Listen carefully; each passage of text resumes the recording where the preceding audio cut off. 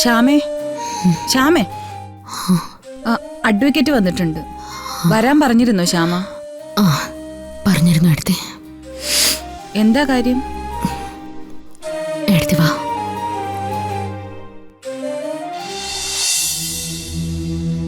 ഇനി എന്തിനാ കരയുന്നേ?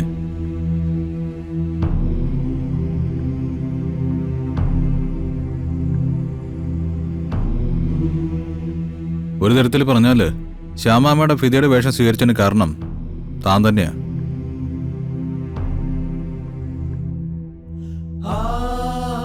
തന്നെ പ്രസവിച്ച അമ്മയെക്കുറിച്ച് ഞാൻ കുറെ തവണ തന്നോട് സംസാരിക്കാൻ ശ്രമിച്ചിട്ടുണ്ട്. അപ്പോഴൊക്കെ താൻ എന്നോട് എന്താ പറഞ്ഞത്? അങ്ങനെ ഒരു അമ്മ മുന്നിൽ വന്ന് നിന്നാ ഒരുപാട് ചോദ്യങ്ങൾ ചോദിക്കും, അവരെ ആട്ടി പയക്കുന്നൊക്കെ അല്ലേ. നോക്ക്, അങ്ങനെ ഒരു സിറ്റുവേഷൻ ഒഴിവാക്കാൻ ആ പാവം അമ്മയ്ക്ക് വേഷം കെട്ടേണ്ടി വന്നതാ. ഞാൻ അങ്ങനെ പറഞ്ഞെന്നുള്ള സത്യ. പക്ഷെ അമ്മയും അച്ഛനില്ലാത്തൊരു കുഞ്ഞിന് ആഗ്രഹമില്ലാതിരിക്കും അവരൊന്ന് കാണാൻ. പിന്നെ അപ്പോഴൊക്കെ ഞാൻ കരുതിയിരുന്നത് സ്വന്തം സുഖത്തിന് വേണ്ടി ഏതോ ഒരു അമ്മ എന്നെ വലിച്ചെറിഞ്ഞുതാ. എന്റെ ദേഷ്യം മുഴുവനും അങ്ങനെ ഒരാളിനെ കുറിച്ചായിരുന്നു. അമ്മയുടെ ഗതികേടിനെ കുറിച്ച് അന്ന് എനിക്ക് അറിഞ്ഞൂടായിരുന്നല്ലോ. തനിക്ക് എന്നോട് ദേഷ്യമാണോ? തനിക്ക് മുമ്പേ ഞാനത് അറിഞ്ഞിട്ടും ഞാൻ തന്നോട് മറച്ചു വെച്ചതിന്? ഇല്ല വരുൺ, എന്നെ വിഷമിപ്പിക്കരുതെന്നല്ലേ വരുൺ കരുതിയത്? എനിക്ക് എന്നെ അമ്മ നഷ്ടപ്പെട്ടു പോരുതെന്നല്ലേ കരുതിയത്? പിന്നെന്തിനാ ഞാൻ ദേഷ്യപ്പെടുന്നത്? ഒരു ജന്മം മുഴുവൻ എന്നെ സ്നേഹിക്കാൻ വേണ്ടി മാറ്റിവെച്ചൊരമ്മ, എന്നെ കാത്തിരിക്കാൻ ഒരു ജന്മം മാറ്റിവെച്ച അമ്മ, പിന്നെ എങ്ങനെയാ വരും എനിക്ക് അമ്മയെ വെറുക്കാൻ പറ്റ? എന്തായാലും തിരിച്ചറിഞ്ഞ നിമിഷത്തില് ഇതൊന്നും അല്ല താൻ പറഞ്ഞത്. പെട്ടെന്ന് എന്തൊക്കെയാ എന്റെ വായി വന്നെന്ന് എനിക്കറിയില്ല. എന്തൊക്കെ ഞാൻ പറഞ്ഞെന്നും അറിയില്ല. എനിക്കവിടെ നിൽക്കാൻ പറ്റില്ലായിരുന്നു വരുൺ. അതുകൊണ്ട് മാത്രം എനിക്ക് എന്റെ അമ്മയുടെ അടുത്ത് പോണം. അമ്മയെ നിഷേധിച്ച് പറഞ്ഞ വാക്കുകൾക്ക് എനിക്ക് മാപ്പ് പറയണം. ആ മുഖത്ത് നോക്കി എനിക്ക് അമ്മയെന്നത് വിളിക്കണം. ആ എന്നാ പിന്നെ കാത്തിരിപ്പിന്റെ ആവശ്യം എന്താ? എടോ, അവിടെ അമ്മയും തന്നെ കാത്തിരിക്കാവില്ലേ? പ്രതീക്ഷിച്ചിരിക്കാവില്ലേ?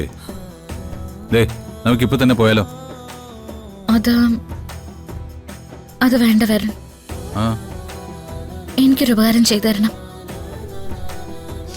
ഞാൻ എന്റെ അമ്മയെ ആദ്യമായിട്ട് അമ്മയെന്ന് വിളിക്കുന്നത് ഞാനും എന്റെ അമ്മയും ഒരുപോലെ ആരാധിക്കുന്ന ഭഗവാൻ കൃഷ്ണന്റെ നടയിൽ വെച്ചായിരിക്കണം.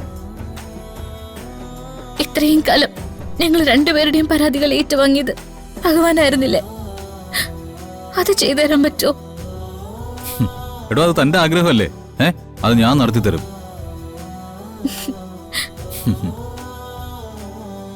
കണ്ടിട്ട് അമ്മയ്ക്ക് കൊടുക്കാൻ പറ്റുന്ന അത്രയും സ്നേഹം കൊടുക്കണം. പിന്നെ ഇത്ര നാളുണ്ടായിരുന്ന ദൂരം കുറയ്ക്കണം എനിക്ക്. അമ്മയുടെ പൊന്നുമോളായിട്ട് ജീവിക്കണം എനിക്ക്. രാധിക, തന്റെ ജീവിതത്തിലെ ഏറ്റവും നല്ല മുഹൂർത്തമാണ് ഞാൻ ഈ കണ്ടുകൊണ്ടിരിക്കുന്നത്. രണ്ടുപേരുടെ ഭക്തിയെയും ഞാൻ സമ്മതിച്ചിരിക്കുന്നു, നിങ്ങളുടെ ഇഷ്ട ഭഗവാനെയും. എനിക്കൊന്നും ഉറങ്ങാൻ പറ്റില്ല. എങ്ങനെയെങ്കിലും നാളെ നേരം വെളുത്താൽ മതി. അതിനെന്താ, നമുക്ക് ഉണർന്ന് നിൽക്കാം. അമ്മയെക്കുറിച്ച് താൻ പറയുന്നതൊക്കെ കേൾക്കാലോ. എങ്ങനെയൊക്കെയാണ് താൻ തന്നെ അമ്മയെ സ്നേഹിക്കാന്ന് പറയാലോ. പറഞ്ഞ അത് പിന്നെ പറ.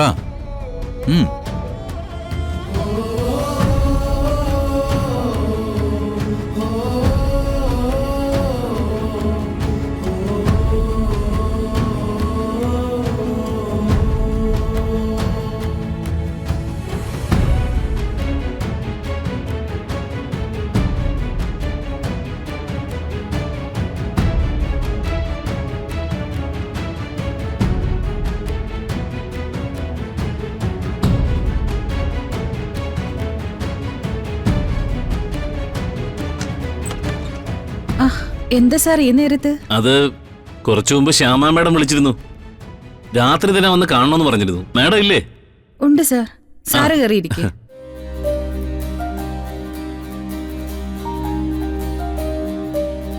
ഞാൻ ശ്യാമയെ വിളിച്ചിട്ട് വരാം.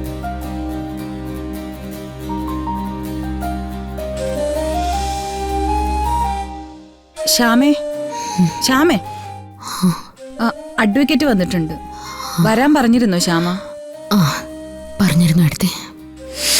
എന്താ കാര്യം? എടുത്തി വാ.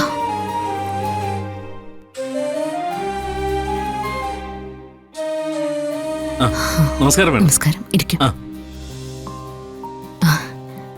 രാത്രി തന്നെ വിളിച്ചു വരുത്തിയതുകൊണ്ട് ബുദ്ധിമുട്ടായോ? ഏയ് കുഴപ്പമില്ല മേഡം, അത്യാവശ്യ കാര്യമുണ്ടല്ലേ.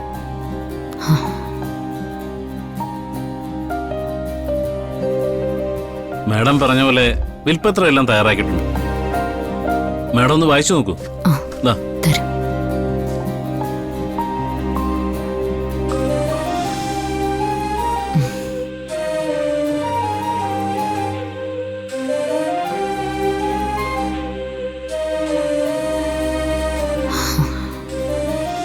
എങ്കിൽ പിന്നെ ഞാൻ സൈൻ ചെയ്യട്ടെ? Okay madam. ശ്യാമേ, എന്തൊക്കെയാ ഇതിന്റെ അർത്ഥം? ഇതെന്തിനാ ഇപ്പൊ വിൽപത്രം? എടുത്തേ, ഇത് പ്രത്യേകിച്ചൊന്നുമില്ല. മുൻപേ ചെയ്തു വെക്കണമെന്ന് നമ്മൾ തീരുമാനിച്ചൊരു കാര്യ. എൻ്റെ സകല സമ്പാദ്യങ്ങളും നമ്മൾ സ്ഥിരം ചെയ്യുന്ന ചാരിറ്റി പ്രവർത്തനങ്ങളൊക്കെ മാറ്റിവെച്ചിട്ട് ബാക്കി രാധിക മോൾക്കുള്ളതാണെന്ന് ഒരു ഉറപ്പ്, അത്രേ ഉള്ളൂ. അതൊക്കെ നല്ല കാര്യം തന്നെയാ. പക്ഷേ ഈ രാത്രി തന്നെ ഇദ്ദേഹത്തെ വിളിച്ചു വരുത്തി ഇങ്ങനെ ഒരു കാര്യം ചെയ്യുമ്പോ ഇതാണ് നല്ല സമയം തോന്നി, അതുകൊണ്ടാ ചെയ്യുന്നത്.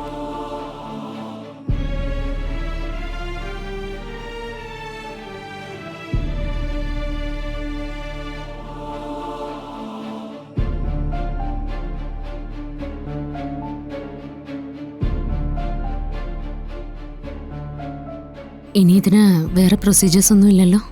ഇല്ല മാഡം, ഇത് മാഡം സൂക്ഷിച്ചാൽ മതി. ഫർദർ ക്ലാരിഫിക്കേഷൻ എന്തെങ്കിലും വേണമെങ്കിൽ മാഡം വിളിച്ചോളൂ. Thank you. ഇത്രയും രാത്രിയായിട്ടും സാറ് വന്നിത് ചെയ്തു തന്നല്ലോ, വലിയ ഉപകാരമുണ്ട്. It's my duty. മാഡത്തിനാവുമ്പോ it's my pleasure. Okay madam, good night. Okay.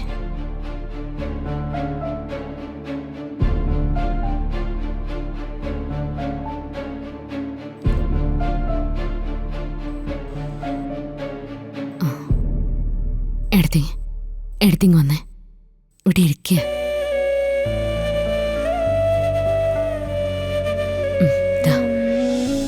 ഇതെന്തിനാ എന്റെ കൈ തരുന്നത്? ഇത് എടുത്ത് സൂക്ഷിച്ചാൽ മതി. സമയമാകുമ്പോ രാധിക ഏൽപ്പിക്കണം. ഇക്കാര്യങ്ങൾ എന്നെ ഏൽപ്പിച്ച് ശ്യാമ എങ്ങോട്ട് പോവാ? ഞാൻ എങ്ങോട്ടും പോകുന്നില്ല. എനിക്ക് എന്നെക്കുറിച്ച് വലിയ ധൈര്യം ഇല്ലാത്തോണ്ടാ ഞാനിത് എടുത്ത് ഏൽപ്പിക്കുന്നത്.